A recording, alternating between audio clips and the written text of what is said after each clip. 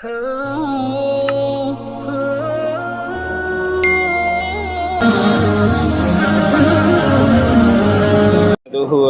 على رسوله الكريم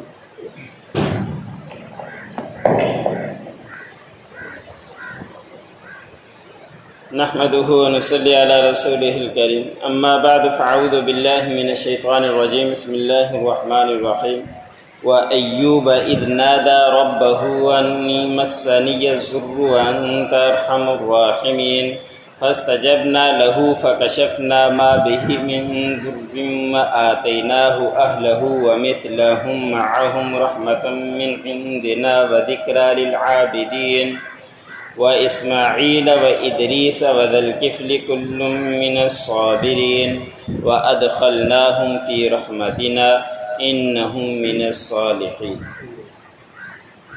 سورۃ الانبیاء کا درس چل رہا ہے۔ اسی سورت کی آیت نمبر 83 سے لے کر 86 تک تلاوت کی۔ ان صورتوں کے اندر، اس سورۃ انبیاء کے اندر اللہ رب العزت نے انبیاء اکرام کا تذکرہ بیان فرمایا ہے۔ گزشتہ آیتوں کے اندر حضرت سلیمان علیہ السلام، حضرت داؤد علیہ السلام کا تذکرہ گزرا۔ آج کی آیت میں اللہ رب العزت نے حضرت ایوب علیہ السلام کا تذکرہ بیان فرمایا ہے۔ حضرت ایوب علیہ السلام اللہ کے ایسے نبی تھے کہ ان کے مال بھی اللہ رب العزت نے بہت سارا نوازا تھا، اولاد بھی بہت ساری نوازی تھی، اور حضرت ایوب علیہ السلام کے بارے میں آتا ہے کہ ہر وقت دسترخوان لگا رہتا کہ مہمان نوازی کے لیے لوگ آتے کھاتے رہتے۔ حضرت ایوب علیہ السلام ان کو دین کی دعوت دیتے رہتے۔ ایک دن ان کے بیٹے نے اپنی بھائیوں کے اور بہنوں کی دعوت کی تو بہت سارے لوگ جمع ہوئے جو ان کے خاندان کے تھے۔ تو حضرت ایوب علیہ السلام اور ان کی اہلیہ نہیں گئے کسی مجبوری کی وجہ سے۔ جب وہ کھانا کھا رہے تھے تو ان کے پورے خاندان کے اوپر گھر کی چھت گری اور پورا خاندان ختم ہو گیا۔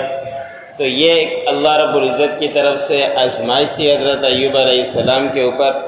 اب کوئی بھی نہیں بچا تھا سوائے حضرت ایوب علیہ السلام کے، ان کی اہلیہ کے، اور حضرت ایوب علیہ السلام کو بھی بیماری نے آ گھیرا تھا، اور اس بیماری میں حضرت ایوب علیہ السلام کافی عرصے تک رہے۔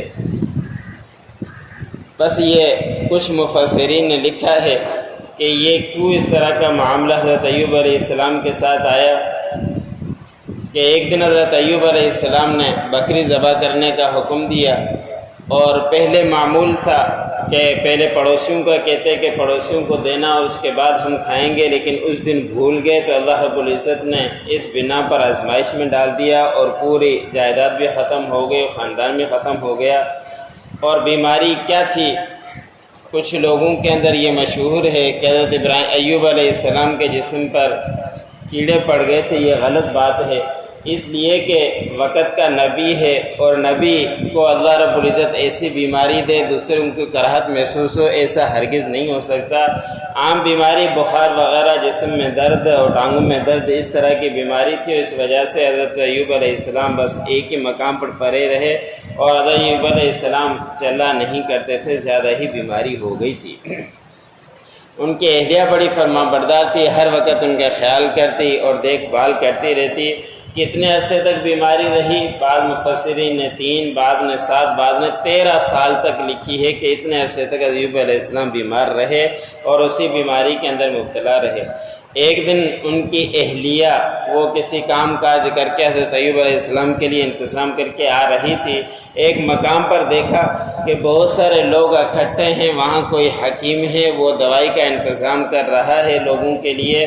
تو یہ بھی وہاں پہنچے اور اس نے بھی تذکرہ کر دیا کہ میرے شوہر بیمار ہیں اور ان کا نام ایوب ہے، میرا یہ نام ہے، آپ ان کے لیے کوئی دوائی تجویز کر دیں۔ تو وہ شیطان مردود تھا، اس نے کہا کہ میں دوائی تو دے رہا ہوں، لیکن کہنا اپنے جا کے شوہر کو کہ حکیم نے شفا دے دی۔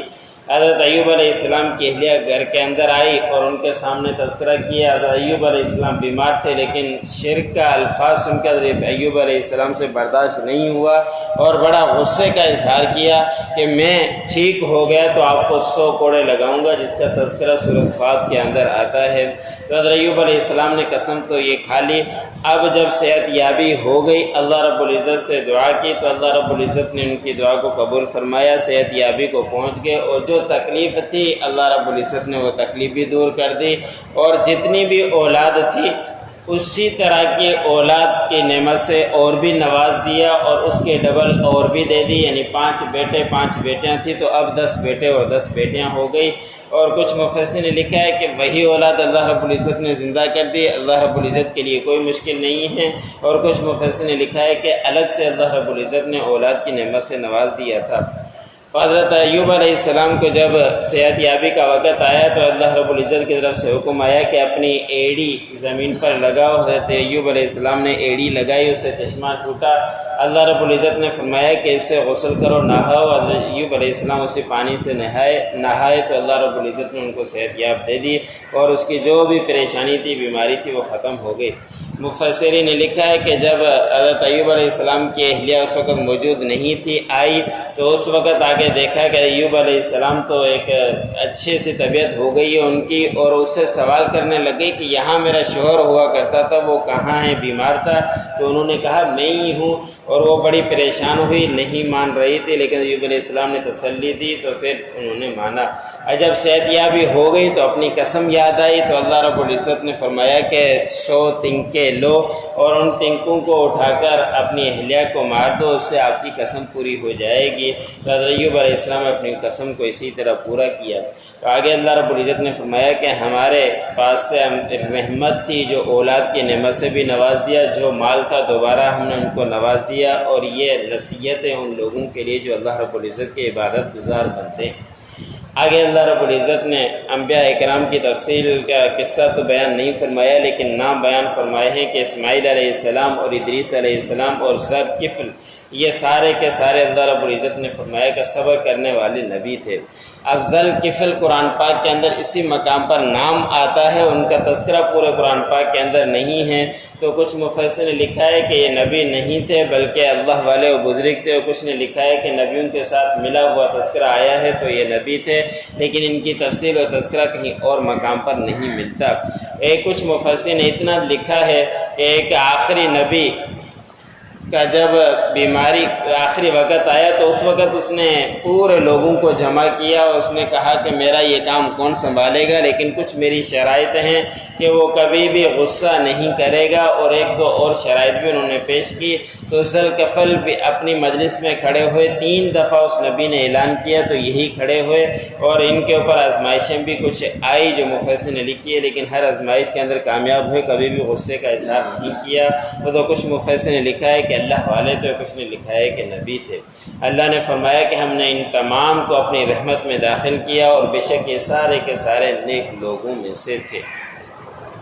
وَأَيُّوبَ إِذْ نَادَى رَبَّهُ، اور جب یاد کریں ایوب کو جب پکارا اپنے پروردگار کو، انی مسنی الضر، کہ تحقیق مجھے پہنچی ہے تکلیف، انت ارحم الراحمین، بے شک آپ بہت زیادہ رحم کرنے والوں میں سے ہیں۔ وَمِثْلَهُ فَاسْتَجَبْنَا لَهُ فَكَشَفْنَا مَا بِهِ مِنْ ضُرٍّ، بس ہم نے ان سے دعا کو قبول کر دیا، ہم نے ہٹا دی اس سے اس کی تکلیف۔ وَآتَيْنَاهُ أَهْلَهُ، اور ہم نے ان کو دیا اس کا اہل، وَمِثْلَهُمْ، اور اس کے مثل اور بھی ان کے ساتھ، رحمةً مِّنْ عِنْدِنَا، یہ رحمت ہے ہمارے پاس سے، وَذِكْرَىٰ لِلْعَابِدِينَ، اور نصیحت ہے عبادت گزار بندوں کے لیے۔ وَإِسْمَعِيلَ وَإِدْرِيسَ وَذَوالْكِفْلِ، اور تذکرہ کیجئے اسماعیل علیہ السلام کا، ادریس علیہ السلام کا، اور ذوالکفل کا۔ كُلٌّ مِّنَ الصَّابِرِينَ، یہ سارے کے سارے صبر کرنے والوں میں سے تھے۔ وَأَدْخَلْنَاهُمْ فِي رَحْمَتِنَا إِنَّهُمْ مِنَ الصَّالِحِينَ، اور ہم نے ان کو داخل کیا ہماری رحمت میں، بے شک وہ سارے کے سارے نیک لوگوں میں سے تھے۔